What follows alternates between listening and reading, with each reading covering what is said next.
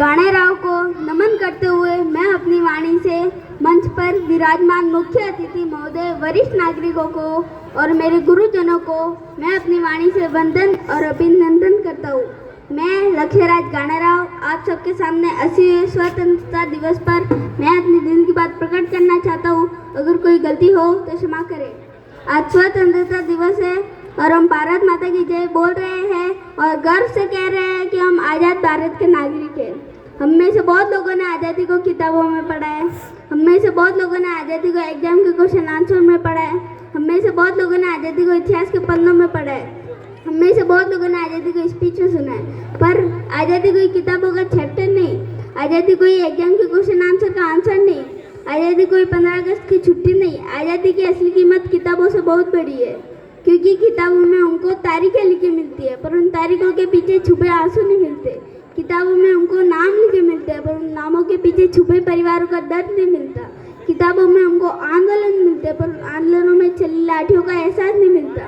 किताबों में हमको लिखा मिलता है हमारा देश भारत 15 अगस्त 1947 को आज़ाद हुआ था, पर इस एक लाइन के पीछे सदियों का संघर्ष, हजारों रातों की नींदें, लाखों माताओं की सूनी गोद, लाखों उजड़ी मांगे, ये सारी बातें किताबें हमको नहीं समझा सकती। किताबों में जो लिखा है वो इतिहास का सार है, किताबों में जो लिखा है वो इतिहास का सार है। हर तारीख के पीछे रोता हुआ एक परिवार है। आज़ादी किसी एक हाथ से नहीं मिली, आज़ादी करोड़ों हाथों की मुट्ठी बनने से मिली है।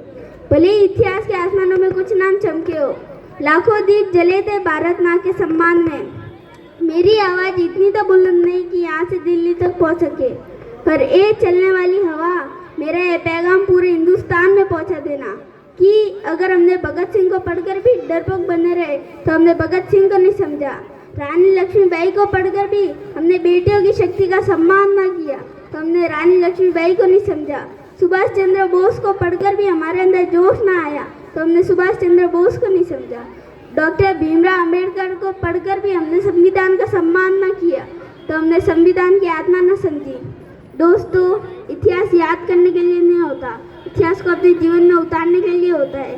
समय की नजाकत को देखते हुए मैं लक्ष्यराज गाणेराव आप सबके सामने मैं अपनी वाणी को विराम देता हूँ। अगर मेरी बातें अच्छी लगी हो तो मेरे साथ जोर से बोलना।